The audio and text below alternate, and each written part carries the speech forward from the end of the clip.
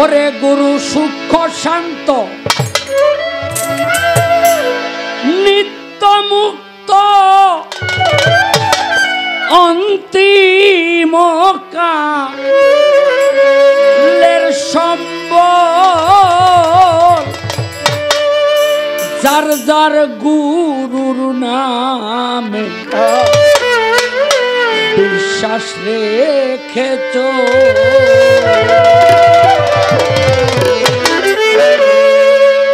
তোরা দেখবি নামের কতই ফল রে, দেখবি নামে কতই ফল গুরুর নামে বিশ্বাস রেখেছ তোরা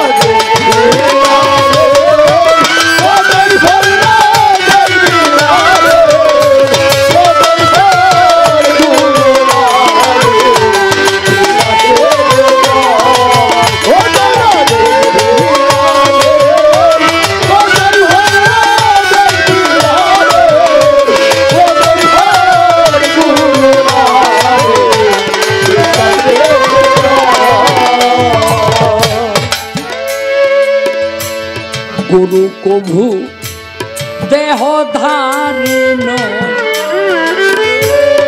অনন্তয় সীম গুরু অখণ্ড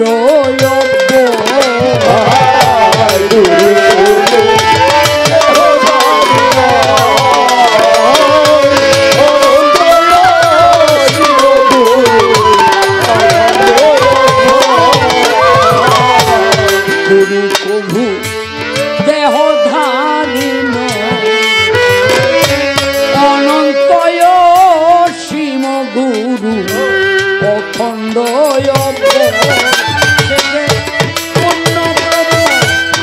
আনন্দময় ব্যত্যয়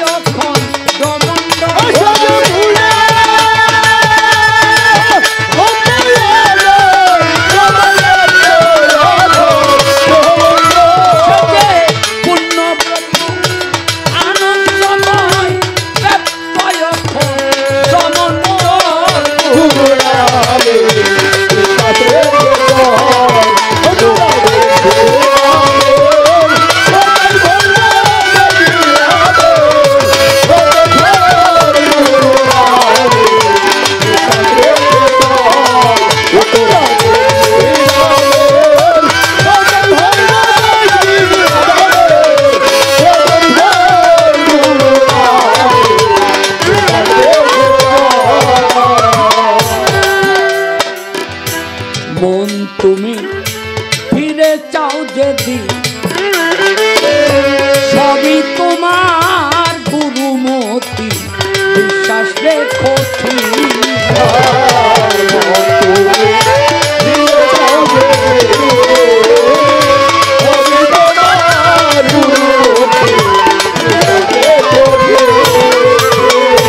মন তুমি ফিরে চাও যদি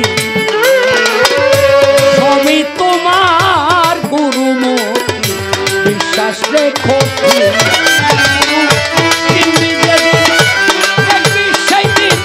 এই বিশ্ব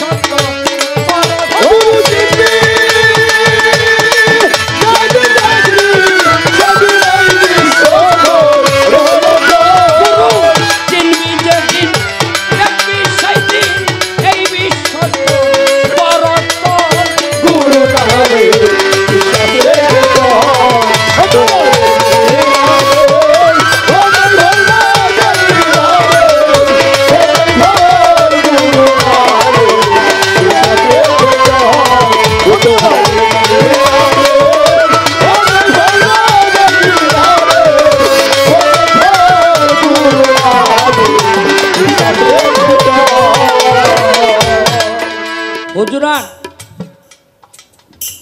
10 টাকার কাজ করে কোনোদিন 100 টাকা মজুরি পাওয়া যায় না। আমরা পীরের দরবারে যাই, গুরুর হাতে হাত দিয়া বায়াত হই, আর মনে মনে চিন্তা করি আমার সাধন বোধন ইবাদত বন্দেগী সব হয়ে গেছে। বাবা ফোনটা একটু রাখেন বাজার। আরে ফোনটা রাখেন রাখেন।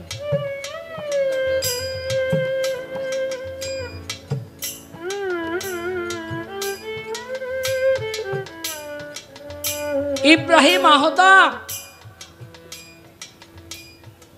মনে মনে চিন্তা করে আমার আল্লাহরে পাইতে হইব।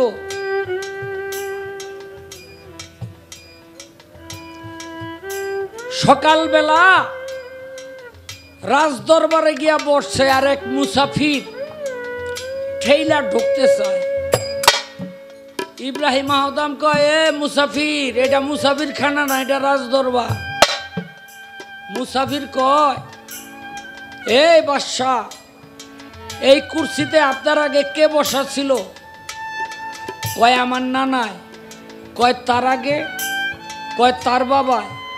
কয় তার আগে? কয় তার বাবায়। কয় তার আগে? কয় তার বাবায়। কয় যেই কুরসিতে একজন উঠে আর একজন বসে, ওইটা কি মুসাফির খানা না?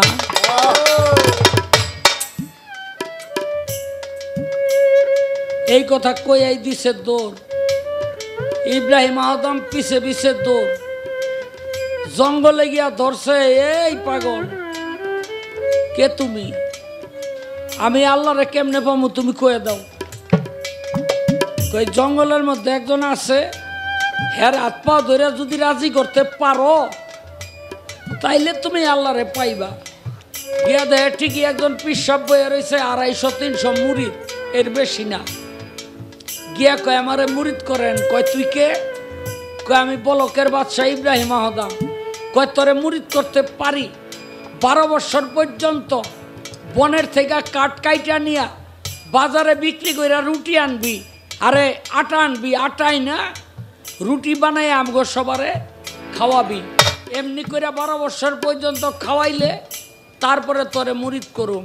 ইব্রাহিম আহতাম কয় আমি রাজি।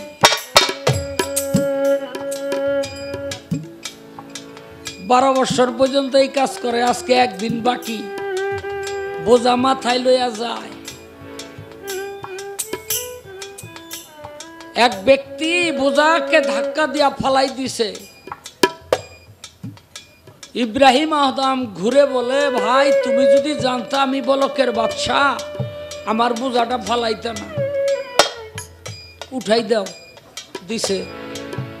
বাজারে বিক্রি করে আটাই না রুটি বানাইয়া সবারে খাওয়াইয়া অজু গোসল করে আজকে বইছে মুড়ি দইব। পীর সাহেব কয়, বেটা তোর শরীরের থেকে তো বাদশাহী গন্ধই যায় না। কোনো বাদশা তো ফকিরের হাতে মুড়ি দইতে পারে না। কয় কি করতে হবে? কয় আবার 12 বৎসর, আবার 12 বৎসর পর্যন্ত খাইটা তারপরে পীরের হাতে হাত দিয়া বয়াত হইছে। একদিন একটা নদীর পারে বসা ইব্রাহিম আহতাম, গায়ের মধ্যে ময়লা ছিঁড়া কাপড় চোপড়। তিনি যখন বাদশা ছিল, তার একজন উচ্চ কর্মচারী ছিল, উচ্চ পদে। সেই কর্মচারী দেখে তার বাদশা মনে মনে কয়, হায় রে, বাদশা রাজকা কি অধপতন। ইব্রাহিম আহতাম মনের কথা শুনে ওই যে জামাটা ছিঁড়া, এই ছিঁড়া জামাটা সেলাই করতেছিল, হাতের যে সুই, এটা নদীর মধ্যে ফালাই দিছে। ফালাই দিয়া কয়, মাছ আমার সুইটা নিয়ে আয়। লক্ষ লক্ষ মাছ, লক্ষ লক্ষ স্বর্ণের সুই মুখের মধ্যে কই রান্না দিছে। এই লোক কয়, আমার এই সুই না, আমারটা নিয়ে আয়। ইব্রাহিম আহতামের সুইটা আইনা দিছে। তখন সেই উচ্চ পদস্থ কর্মচারী ইব্রাহিম আহতামের পায়ে পড়ে গেছে, আমি বুঝি নাই যে এর চেয়ে বড় বাদশাহী আপনি পাইয়া গেছে। তাই বাবারে, যেই ব্যক্তি আখেরাতের বাদশা হতে চায়, সেই ব্যক্তির এই দুনিয়াকে ধিক্কার দিতে হবে। আর আখেরাতের বাদশা হইতে হইলে একজন কামেল মুর্শিদের হাতে হাত দিয়া এই দুনিয়াকে ধিক্কার দেওয়ার অঙ্গীকার করতে হবে। ওই রকম একজন মুর্শিদ হইল দয়াল বাবা ফজর আলী চা। বেয়াদবি মাফ করবেন, আমাদের মধ্যে অনেকেই আছে মনে মনে কয় আমি পীর ধইরা ঠকে গেলাম নি, কারণ আমার পীরের দরবারে অত মানুষ নাই, আর অমুক গ্রামের পীরের দরবারে ভক্তের কোনো অভাব নাই, এরকম আছে না নাই? আছে না? মনে রাখবেন, পীর কখনো ছোট বড় হয় না, সমস্ত জায়গায় একই আগুন। কেউ আগুন বড় করে দেখায়, কেউ বড় করে দেখাইতে চায় না, এটাই শুধু পার্থক্য।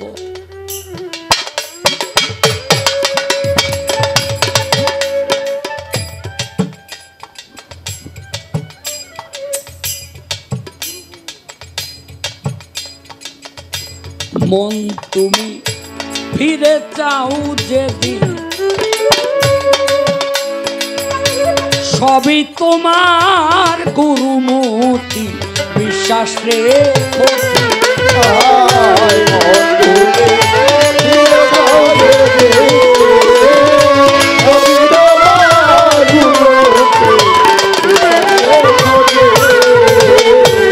মন তুমি ফিরে চাও যেদিন, সবই তোমার গুরুমতি, বিশ্বাস রেখো।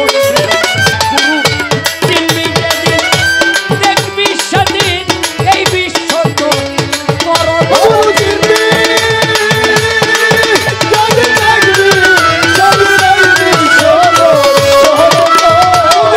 চিনবি যেদিন, দেখবি সেদিন এই বিশ্ব করো।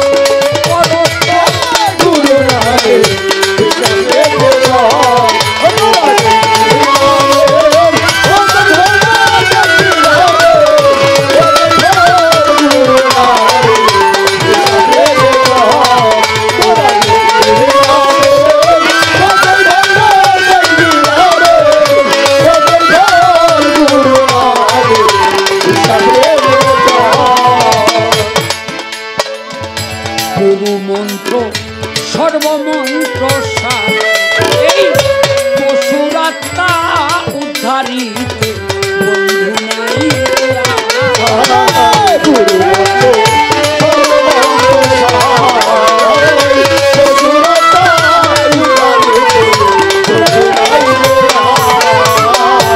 গুরু মন্ত্র সর্বমন্ত্র